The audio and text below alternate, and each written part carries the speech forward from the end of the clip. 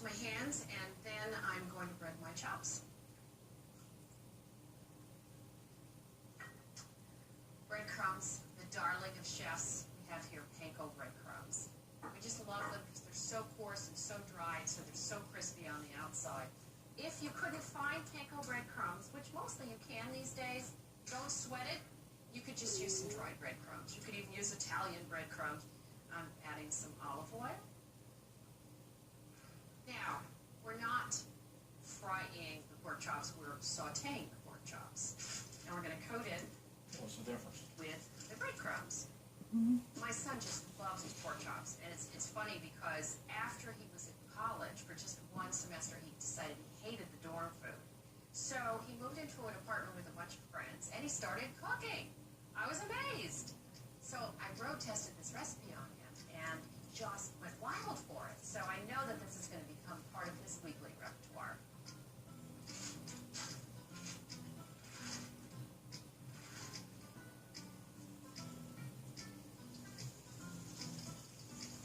About 3 minutes aside, or until they're crispy and brown and firm to the touch.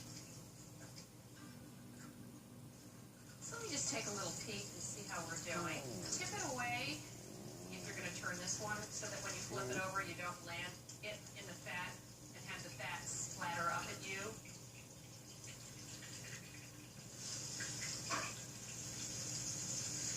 Oh boy, doesn't that look good.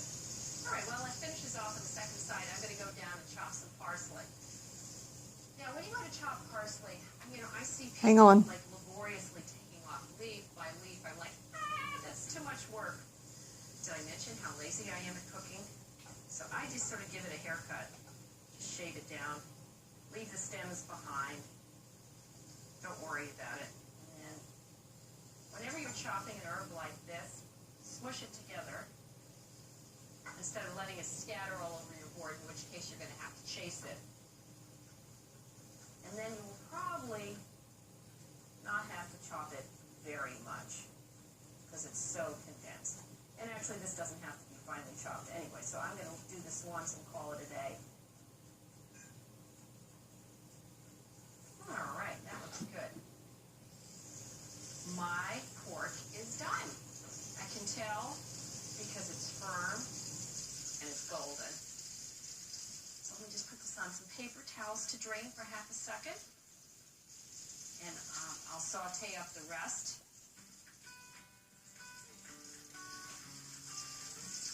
And then I'll cut my lemons.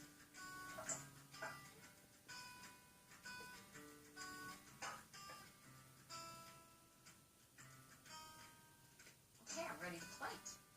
A wonderful backdrop vegetable are sauteed apples and cabbage. These extras on here. So you have to do it in batches, as I mentioned, and I'm just going to add to my first batch. We're going to top each one with some of my chopped parsley and a lemon, and then everybody can serve themselves and take a little lemon wedge with them to squeeze on top. Very Italian to do it with the lemon wedge. And another side of some sweet potato puree, butternut squash puree, those wonderful orange winter squashes. There you go. Okay, these buttermilk pork chops will definitely become regulars on your weekly lineup. And if my son can make them, so can you. We can talk about that.